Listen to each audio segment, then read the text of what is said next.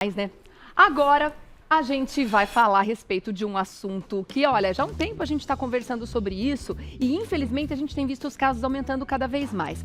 Mencionada pela primeira vez em 1974 nos Estados Unidos, a síndrome do esgotamento ou burnout, como também é popularmente conhecido, é um quadro de estresse crônico causado pelo trabalho e que tem sido cada vez mais discutido dentro das empresas. Foi só a partir de 2019 que a síndrome se tornou reconhecida pela Organização Mundial da Saúde como uma doença. No Brasil, estima-se que 72% das pessoas no mercado de trabalho sofrem alguma sequela causada pelo estresse. Vamos ver o depoimento agora de uma estrategista de carreira chamada Carol Okubo. Veja aí. Bom, o brasileiro não pede demissão porque quer ganhar mais. O brasileiro pede demissão porque não aguenta mais. O principal motivo dos brasileiros hoje se desligarem das empresas é falta de reconhecimento, desvalorização ou até se sentirem doentes, assediados por conta do trabalho.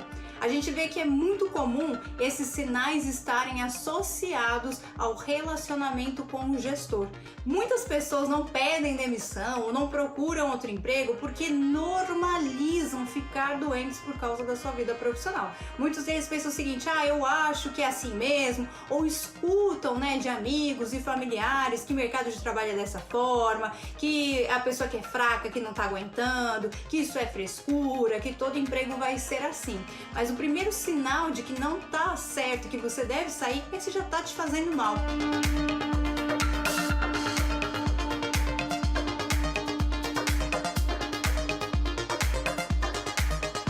Um outro sintoma muito comum é a vontade de chorar com recorrência, chorar um dia ou outro, está chateado por algum motivo ou por um caso específico, não é um sinal de alerta. Mas se isso se torna recorrente, você começa a chorar muito no trabalho, vai chorar no banheiro, chora porque não aguenta mais lidar com o seu trabalho, não se sente motivado para isso. Esse é um sinal de alerta também para que você realmente procure sair desse emprego. Um terceiro sinal de alerta de que seu trabalho está te adoecendo é você ver sintomas físicos que muitas vezes são ignorados por grande parte dos brasileiros. Então a insônia, dor de estômago, tem gente que começa a ter algumas feridas na pele também, no cabelo, começa a cair o cabelo, sintomas de ansiedade, de depressão. Ao ver esses sintomas aí, já é um sinal de alerta de que esse trabalho já não faz mais sentido para você. Quarto sintoma é você não se sentir parte do time. Então você não sente mais aquela motivação de almoçar com as pessoas, de participar de reuniões. Isso para você é muito pesado, desmotivante. Antes, coisas que você fazia com facilidade, você não consegue mais fazer tão bem. E um último sinal de que o seu trabalho não tem futuro e está te adoecendo é quando ele te causa uma exaustão muito intensa. Então eu fico muito cansada, muito exausta, muito mal com o meu trabalho. O seu trabalho, você é substituível. Então eu sou substituível no meu trabalho, mas a sua saúde não. Sua saúde não é substituível e é muito importante prestar atenção nisso. Então se te faz mal, a melhor coisa para fazer é procurar um outro trabalho.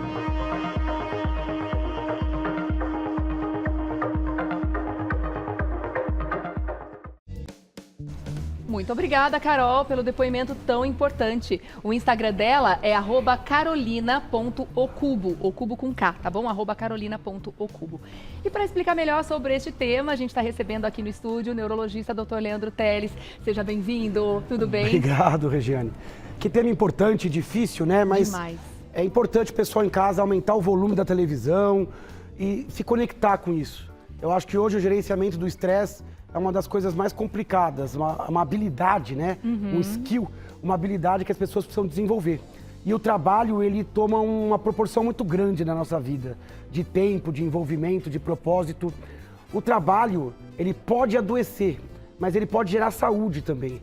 Então, o trabalho é o que dá propósito do engajamento emocional, intelectual. A gente se prepara, a gente escolhe, a gente vibra, a gente conquista, a gente se mantém. Então, o trabalho ele é um fator de saúde, mas em alguns casos, não raros, ele começa a consumir essa saúde. E aí surge esse termo surge esta ótica do burnout ou do esgotamento profissional.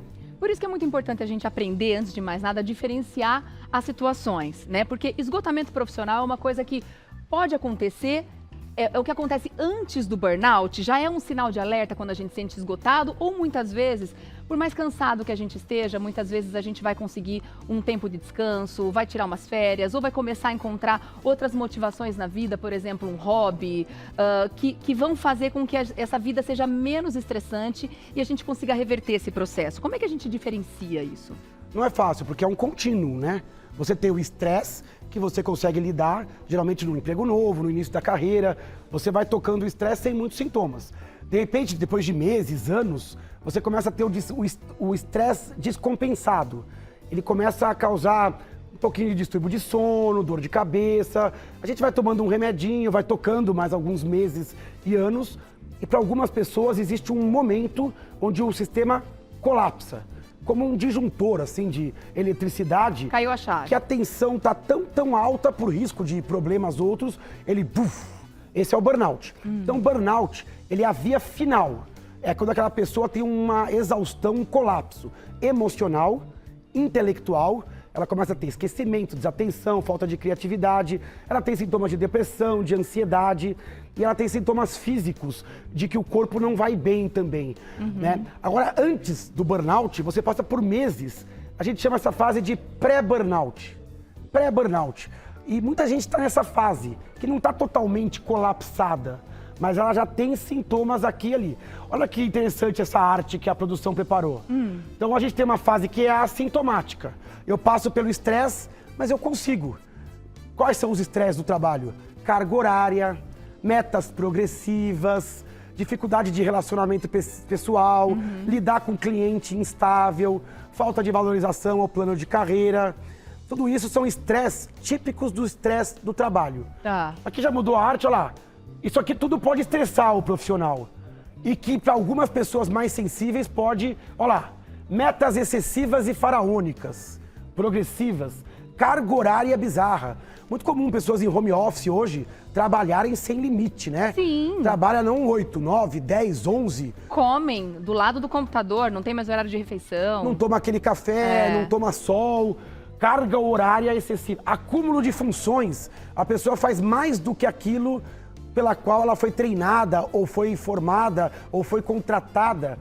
Olha, atender ao público, o atendimento ao ser humano, ele é um fator de estresse. Nossa, é muito desafiador. Por isso que o burnout ele acontece muito em profissional de saúde, segurança, professores, inclusive esse ano, índices alarmantes de afastamento, readaptação, aposentadoria de professores, programas que não valorizam o profissional, que o profissional não tem plano de carreira, burocracias excessivas.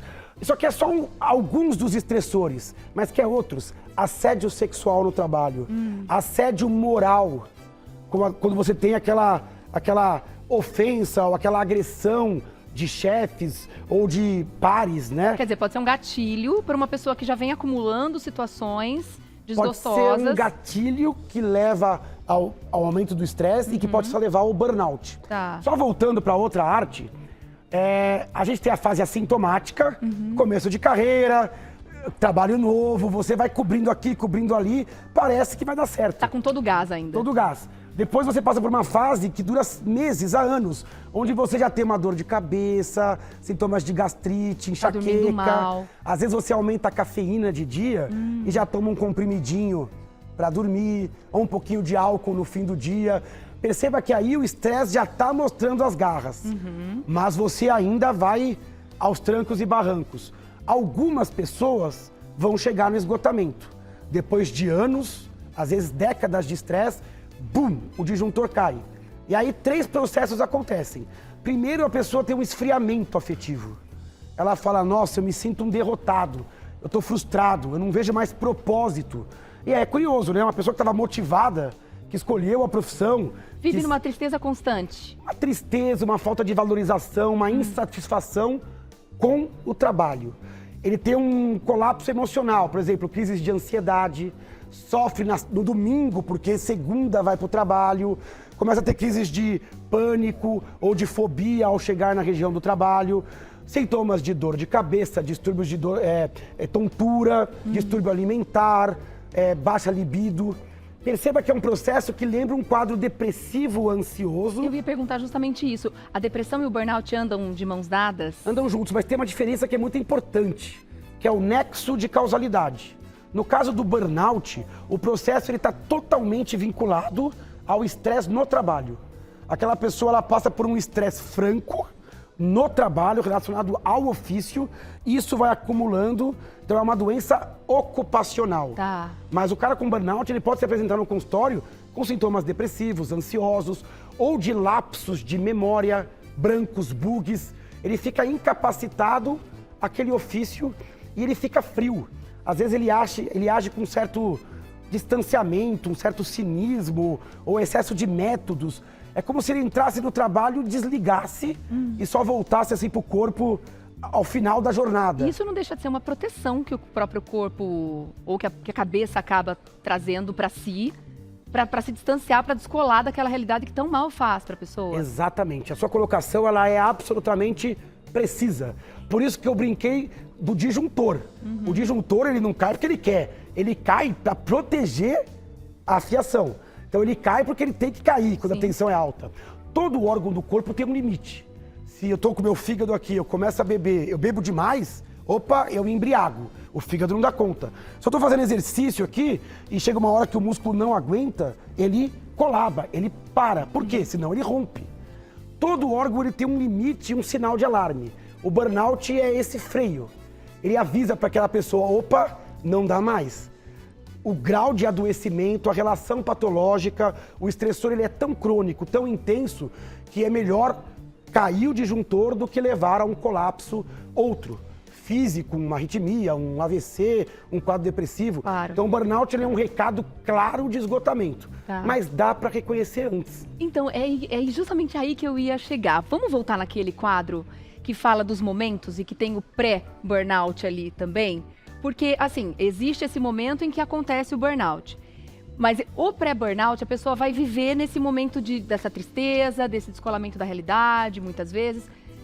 E, às vezes, pode acontecer dela não chegar no burnout, mas ela viver por muitos e muitos anos gerenciando essa condição e eternizando essa situação. Então, quer dizer, os sinais de alerta podem aparecer antes e a gente deve prestar atenção neles antes mesmo. Então, ó, fase assintomática, aquela que você falou, fases dos sintomas de pré-burnout. A gente precisa aprender a reconhecer nesse lugar. Nesse momento, por dois motivos. Para evitar o burnout, mas pelo que você falou também. Porque essa fase pré-burnout, ela já está cobrando um preço em saúde. No Brasil, que é um país complicado pelo desemprego, é difícil falar disso. Pois é. Porque às vezes você está esgotada e tem 1 milhão de pessoas querendo o seu burnout, querendo o seu emprego, porque tem 12, 13, 14 milhões de pessoas desempregadas, subempregadas ou na informalidade. Então é complicado. Mas você precisa reconhecer a fase pré. Quando você tem sintomas físicos, emocionais inexplicáveis. Nossa, eu fico indo em gastro, tô sempre com uma infecçãozinha, eu tô emagrecendo, meu cabelo tá caindo, tô com lesão de pele. Olha, às vezes é o corpo falando, a situação de estresse, alteração de ciclos. Tô dormindo muito ou dormindo pouco. Eu tenho um cansaço que não melhora quando eu descanso. Porque o cansaço normal e o estresse normal, eu vou, me estresso, me canso, aí eu descanso, melhoro. Isso é normal, né? Faz parte. O trabalho, ele tem um estresse, tem um cansaço. Ninguém te paga para fazer algo que você faria... Se não tivesse cansaço, não precisava existir férias, né? Trabalho tem método, tem burocracia, trabalho é chato. Só que é uma chatice entremeada com satisfação. Administrável. Administrável e recuperável. Então é sustentável. Só que de repente, chega uma hora que eu descanso, acordo cansado. Passo o final de semana e eu já tô arrebentado na segunda-feira. Ou até aquela síndrome que o pessoal brinca, a síndrome da vinheta do Fantástico. Sim. Que começa a suar a programação de domingo e a pessoa já sofre que tá indo pra forca, Gente, né? que o domingo começa, a pessoa já tá de mau humor. A pessoa começa de manhã já pensando na hora de sair. Ou nas férias, daqui a 4, 5, 6, 7 meses. Essa pessoa, ela tá dissociada já um pouquinho. Então o estresse, ele fala. Com cada pessoa é diferente. Para você, os sintomas são diferentes dos meus sintomas. E a gente tem que olhar. Esse estresse é agudo, a resposta é aguda, ou esse estresse é crônico e a minha resposta já é crônica. Eu tô irritável, eu tô intolerante, eu tô mal-humorada. Essa é a hora de procurar ajuda e tentar mudar, encolhendo um pouquinho o estresse ocupacional e aumentando os mecanismos que compensam esse estresse. Atividade física, hobby e lazer, espiritualidade, psicoterapia, regulação de sono, aprender a falar não ou a reorganizar o seu tempo. Se respeitar, né? Porque na vida adulta, a minha impressão é que a gente vai abdicando um pouco de algumas coisas e comprando sempre projetos alheios, né? O projeto do CNPJ, ou da maternidade e paternidade, ou do casamento. Bom, a gente vai abdicando um pouquinho. Eu sempre falo assim, pô, olha pra sua vida, pro tempo que você tem nas 24 horas, quantos são de dedicação pra você? Coisas que só você gosta, que só interessa pra você. Quando a gente é mais novo, esse tempo é maior. E quando a gente é mais velho, a gente vai se transformando um pouco nesse personagem do trabalho, Por causa desse monte de coisas que a gente tem pra fazer, né? Acaba sobrando pouco tempo pra gente, O né? Leandro é médico, então ele é médico, ele é médico. Não, o Leandro não é médico. A gente vira a nossa profissão, né? A gente vai virando. É. E isso vai começando a pesar nos ombros, né? Aí é muito cruel isso, porque a gente pega uma pessoa cheia de vida, motivada, treinada, e vai moendo esse profissional até que chega uma hora que ele não consegue mais fazer. Aí a gente substitui ele por mais um cara novo, que esteja naquela pegada. Exato. A gente tem um sistema que precisa de mais saúde, mais atenção das empresas, mais atenção das pessoas, porque a gente também aceita essa jornada, às vezes, workaholic, perfeccionista, e a gente vai entregando também sem questionar. E a gente precisa de leis também, que possam proteger o profissional, porque é uma doença ocupacional. Antigamente era a tendinite, né? Era alerta, tendinite, exposição, intoxicação. Hoje a insalubridade é aqui, ó. Exato. É a insalubridade emocional e cognitiva. Vamos falar das soluções, então, rapidamente? Bora. Porque é claro que no momento em que aconteceu o burnout, a intervenção médica é absolutamente necessária, né? Agora, nesse pré-burnout, quando a pessoa identifica que já tem alguma coisa errada, também é importante procurar ajuda médica, ou se ela fizer, de repente, uma higiene no dia a dia, nas coisas que ela tem para fazer, ou se ela de repente conseguir uma nova oportunidade de trabalho, deixar aquele de lado, porque para muitas pessoas pode ser um pouco mais fácil, mas para outras não. Como você falou, estão matando 5 leões por dia, né? O ônibus, 2 horas para chegar no trabalho já é um fator estressante. E não é uma opção mudar de trabalho, porque não tem opção, né? Então, muitas vezes tem que aguentar, tem que segurar a onda, não tem jeito. Essas pessoas já deveriam procurar algum tipo de ajuda médica? Os casos mais leves, eu acho que a pessoa tem que fazer uma autorreflexão, olhar as abdicações, olhar o grau do estresse. Eu acho que a maioria das pessoas, em casos bem leves, iniciais, poderiam se ajustar até com autodiagnóstico e tentando regular, organizar aquele projeto. Perguntar, o jeito que eu estou vivendo é sustentável? A gente aprendeu isso com ecologia, né? Não dá pra você só produzir lixo. Exato. Você precisa renovar, reciclar. A sua energia, ela é renovável de uma semana para outra, de um dia para outro, de um mês para outro.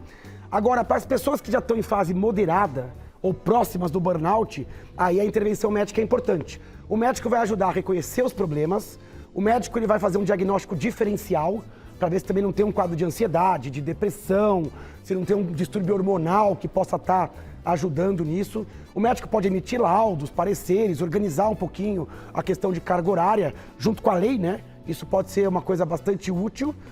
Nos quadros mais graves, com certeza o médico. Mas outros profissionais ajudam. Psicólogo, educador físico, nutricionista, terapeuta ocupacional.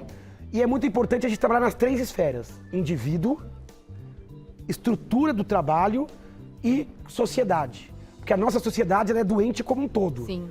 A gente não pode falar assim, nossa, se 1/3 da população sofre com pré-burnout, com estresse ocupacional, o problema não são essas pessoas, é a sociedade. Claro. Que glamoriza o estresse, onde Deus só ajuda quem cedo madruga, onde tempo é dinheiro, onde o horário comercial são as mesmas 8 horas, e aí devolvem você arrebentado no fim do dia para dar conta da sua vida, onde todo mundo tem que ser perfeito em absolutamente tudo, onde as redes sociais colocam sempre ali um plano de comparação absolutamente Uma cobrança absurda. irreal. Então a gente tem que pensar na sociedade, na relação empresa e na pessoa também, que por vezes também precisa criar alguns mecanismos de proteção. Aqui o CNPJ não entra, aqui é o meu cuidado, meu autocuidado, né? Quem aprender a fazer isso cedo e logo vai ter uma melhor evolução. Ainda mais agora com reformas previdenciárias, com envelhecimento da população, a gente vai ter que durar muito mais tempo no trabalho.